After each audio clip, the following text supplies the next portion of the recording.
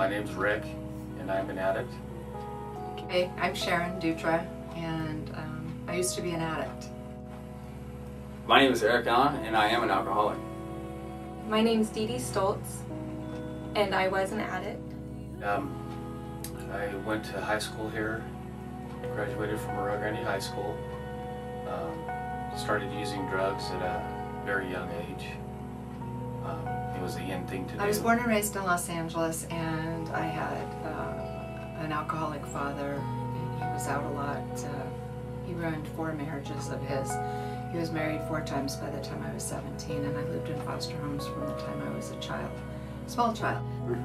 I've been an alcoholic probably since I was about 19, 20 years old.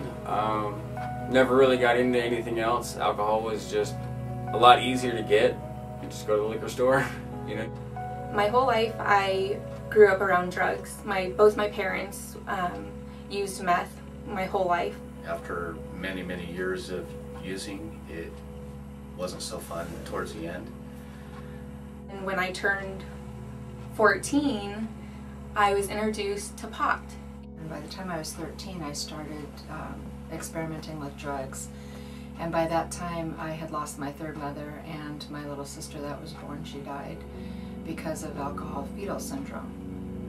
And my father left, and again, I was alone. The way I used to think was it was normal to go to jail on a frequent basis because everybody I knew did.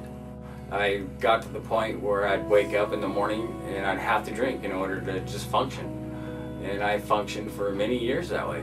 Waking up in the morning, drinking a half a pint, going to work, go to lunch, drink another half pint, you know, go to my break, drink another half pint.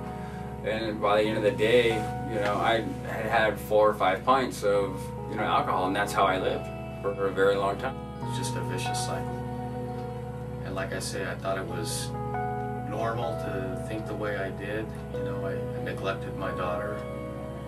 I let her live in a bad situation with her mother, and lost her to foster care.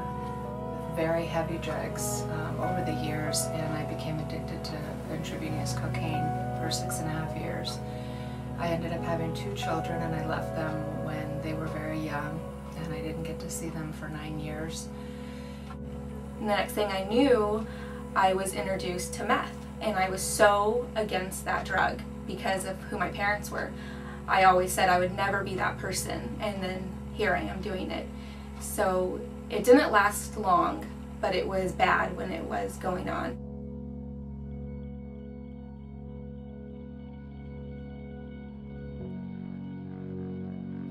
They threatened me with 5 years state time, or I could do the drug court program out of San Luis Obispo. Just my life was so full of sin and addiction of everything, you know, sex and drugs and not being married.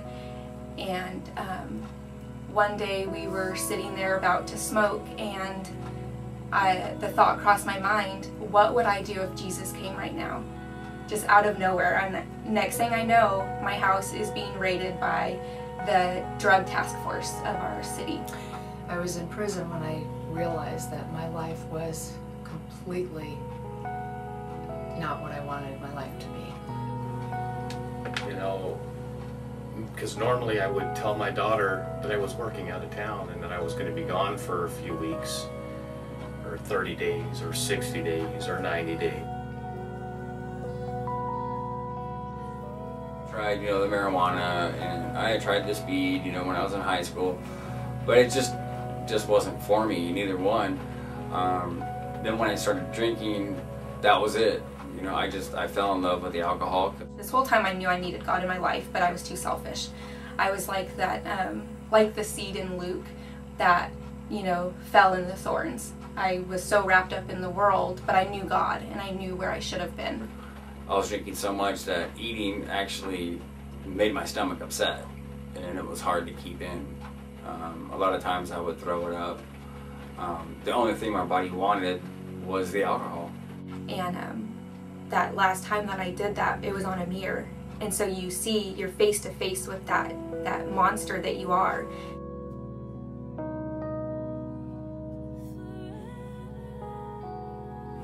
When I went to prison, I didn't want to get clean. As a matter of fact, I told the judge that I was going to do my partying when and where I felt like it, and no one was going to tell me different. And that's what ended me up in prison as opposed to a rehab.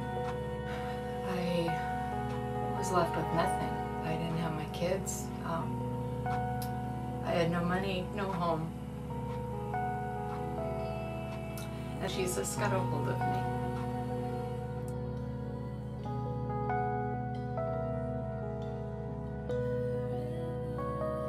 Because I have to know that my identity is in Christ, not in who I was or what people will think of me. It's in Christ. Knowing that I could get through this with the Lord's help, I knew I couldn't do it on my own. That no matter what you go through, like, God is always going to be there, and you can make that choice to be pulled out of that situation or not. The only place that I've ever found in my life that I am at peace and am truly happy is when I'm in the center of God's will. It's worth it to turn your will and your life over to the Lord.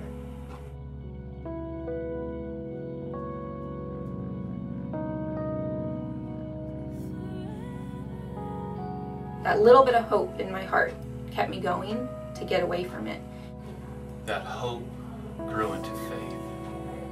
You know, if you're in that place and you feel there is no hope, I'll just let you know that there is.